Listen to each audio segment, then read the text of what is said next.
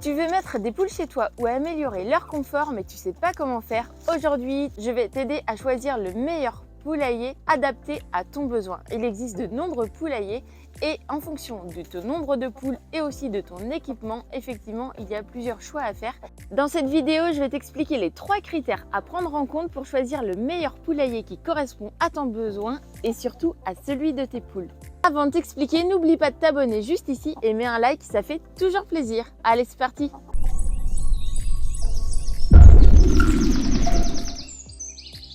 Dans cette vidéo, je vais t'expliquer les 3 critères importants qui sont la taille et la capacité pour ton nombre de poules, les matériaux qui sont très importants surtout pour isoler en hiver et en 3 la sécurité puisque les poules attirent de nombreux nuisibles comme les renards ou les rats. Si tu ne me connais pas encore et que tu découvres ma chaîne YouTube, je suis Marion de La Main Verte de Marion. Je fais des vidéos conseils jardin et pas que. Je fais des vidéos sur les plantes, les arbres, les légumes, les fleurs et bien sûr aussi pour prendre soin de mes animaux de compagnie, les poules. Donc bienvenue sur ma chaîne et pense à t'abonner juste ici avant d'aller plus loin. Je te montre tout de suite les 3 critères pour bien choisir ton poulailler. Critère numéro 1, c'est la taille et la capacité pour tes poules. En fonction du nombre de poules que tu souhaites mettre chez toi, il va falloir prendre en compte ce paramètre qui est vraiment très important. Il ne faut pas que tes poules soient trop serrées à l'intérieur de ton poulailler. Tu vois ici derrière moi, ça c'est un poulailler. Je vais t'expliquer les critères essentiels sur la taille et la densité de poules dans ton poulailler. Ici tu vois, c'est mes poules. J'ai 5 poules, une de chaque couleur, donc très facile pour les appeler. Et tu vois, en face, c'est mon poulailler. Le poulailler est actuellement sous la serre, puisqu'on est en hiver, il fait très froid. Il y a des températures négatives jusqu'à -7 degrés, donc ça permet de favoriser la ponte et de les mettre au chaud pour la nuit et aussi pour la journée. Donc là, tu vois, c'est le poulailler. En termes de taille et de capacité, il existe plusieurs tailles, effectivement, pour répondre à leurs besoins. Un poulailler se compose de quoi? D'une petite partie où les poules sont perchées à l'intérieur. Tu vois, il y a des perchoirs, donc là c'est là où elles dorment la nuit. Je mets de la paille et à côté il y a la zone de ponte. Il y a 2 cases, tu vois, on peut apercevoir des œufs. La zone de ponte est juste ici, ça permet aux poules d'alterner et de venir pondre directement ici, tranquillement. Tu vois, il y a 2 œufs ici, là, et là c'est la zone où elles dorment la nuit. Donc en fonction de la quantité de poules que tu souhaites mettre, si tu souhaites en avoir 2 ou 3 ou plus de 6, la taille de ton poulailler sera complètement différente. Il faut compter en moyenne 0,20 à 0,25 m² par poule dans la zone de poulailler, c'est-à-dire à l'intérieur de la petite cabane. Il faut prévoir une petite cabane pour qu'elle se repose, pour qu'elle dorme la nuit et surtout pour qu'elle soit en sécurité des prédateurs extérieurs. Cette cabane, il va falloir la réchauffer, mais ça je vais t'en parler dans un deuxième temps. Donc en fonction de ton nombre de poules, il va falloir prendre la bonne taille de ton poulailler. Je te mets en description plusieurs liens pour choisir directement le poulailler adapté à ton nombre de poules. Donc un poulailler idéal pour 2-3 poules, un poulailler pour 4-5 poules comme celui-ci et un poulailler XXL avec plus de 6 poules. Puisque effectivement la taille sera différente. Ici tu vois c'est la zone de ponte, donc plus tu auras de poules, plus tu auras d'emplacement. Attention, ici j'ai 5 poules avec 2 zones de ponte, ça suffit largement, elles alternent au niveau de la ponte. Ne t'inquiète surtout pas, tu n'as pas une case par poule, non, ici il y a 2 cases. Les 2 cases permettent de faire pondre entre 3 à 5 poules ici, donc ça fonctionne très bien. Et la nuit, elles ont suffisamment de place à l'intérieur de la cabane pour se reposer. Une fois que tu as choisi la bonne taille de poulailler, ce qui est important, c'est d'avoir aussi une zone extérieure pour qu'elle puisse gambader et profiter de l'herbe fraîche. Il faut compter en moyenne pour une poule environ 4 à 5 m² en extérieur, donc ça c'est vraiment le minimum. Et le mieux, c'est vraiment de les laisser en liberté, si jamais tu as de la place chez toi, de les laisser totalement autonomes en liberté et qu'elles soient après en sécurité dans leur poulailler et qu'elles puissent pondre et avoir un accès libre lorsqu'elles souhaitent rentrer à l'intérieur, se reposer ou tout simplement pour pondre. Si jamais tu souhaites faire un enclos, je t'en parle en 3e partie pour sécuriser et protéger tes poules des prédateurs extérieurs. Donc va bien jusqu'à la fin de la vidéo, je t'explique tout. Si jamais tu souhaites avoir beaucoup de poules chez toi, soit tu utilises un poulailler XXL, je te mets le lien dans la description, ou bien tu peux utiliser également de poulailler si tu ne veux pas en fabriquer toi-même, mais tu peux aussi les fabriquer directement avec des planches en bois et fabriquer une petite cabane qui va protéger tes poules. En tout cas, ne t'inquiète pas, je te mets le lien en description du poulailler de 3 poules, du poulailler 4-5 poules et aussi du poulailler à plus de 6 poules, donc le poulailler XXL. Critère numéro 2, les matériaux et l'isolation. Il faut savoir qu'un poulailler, il existe plusieurs matériaux pour le fabriquer. Ici, tu vois, c'est un poulailler en bois. J'aime beaucoup le bois puisqu'il a de nombreuses vertus, c'est-à-dire qu'il réchauffera les poules en hiver. Il va permettre d'isoler également. Tu n'auras pas d'eau qui va tomber à l'intérieur. Donc là, c'est sale puisque les poules adorent se percher dessus. Mais de toute façon, ne t'inquiète pas, il protège de l'eau. Là, j'ai mis sous serre pour que justement ça réchauffe avec une période très froide en ce moment. Mais tu peux très bien le laisser en extérieur. C'est ce que je fais en dehors des périodes de grand froid. Par contre, comme c'est en bois, il va falloir le lasurer régulièrement.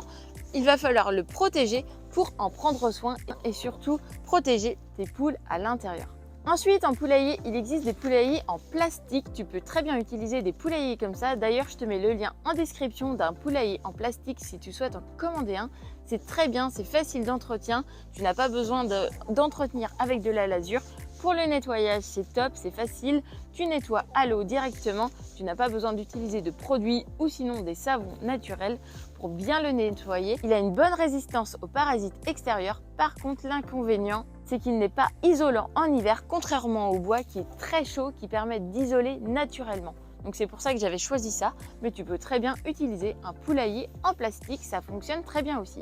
Il existe aussi des poulaillers en métal. Le métal, c'est vraiment top en termes de résistance, c'est-à-dire que tu n'auras pas forcément d'entretien comme ici à faire.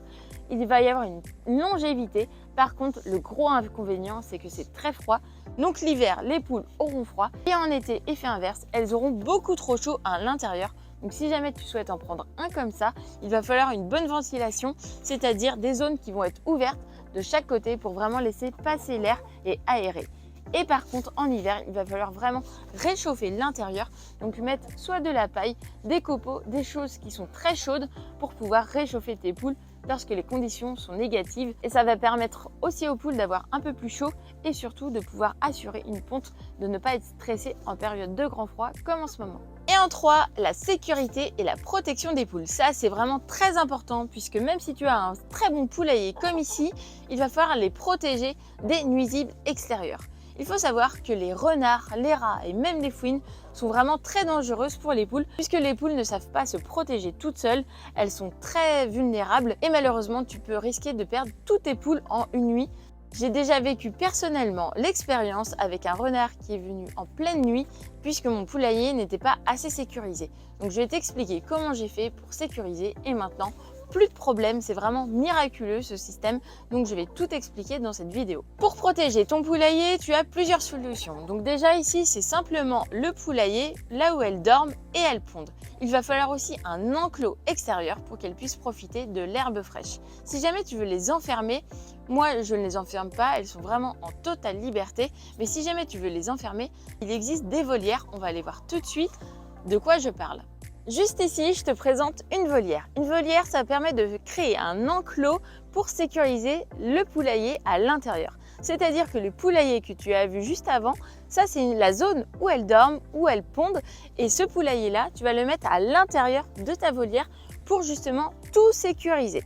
Ça permet d'avoir de l'herbe bien fraîche. Et si jamais tu souhaites mettre une volière comme ça c'est un poulailler que j'appelle un poulailler mobile. C'est-à-dire que si tu as beaucoup d'espace chez toi, en termes d'espace de terrain, ça permet de déplacer chaque semaine. Oui, tu vas voir chaque semaine puisqu'elles grattent énormément le sol, elles consomment tout, elles sont très voraces.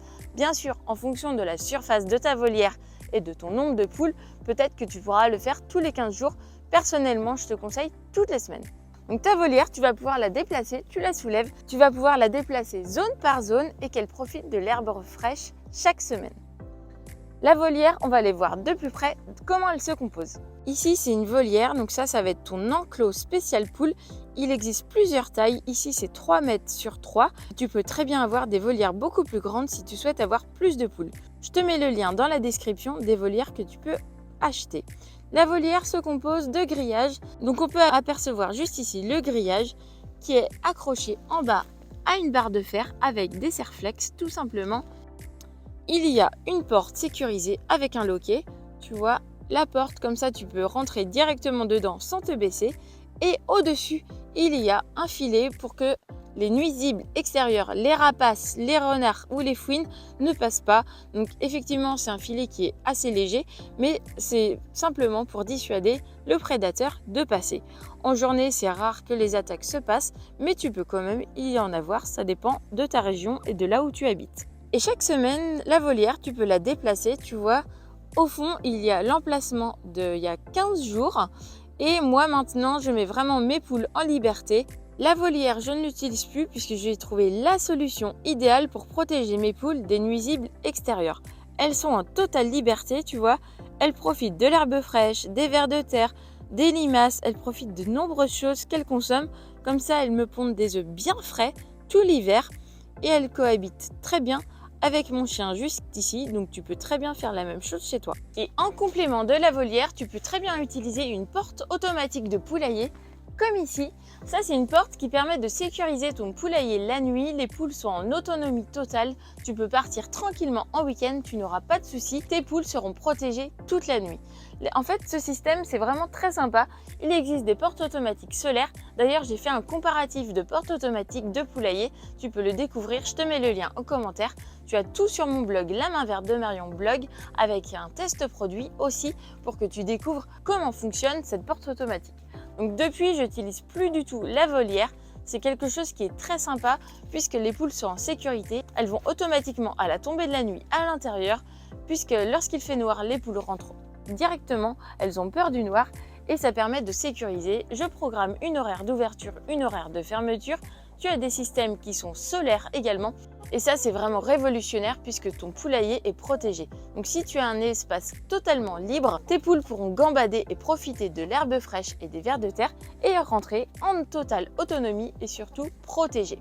Et à l'intérieur, tu vas mettre de la paille ou tu peux mettre des copeaux de bois, du sable, tu peux mettre plusieurs choses pour créer une litière qu'il faudra nettoyer toutes les semaines pour assainir, pour éviter tous les parasites ou les bactéries qui pourraient se développer à l'intérieur de ton poulailler.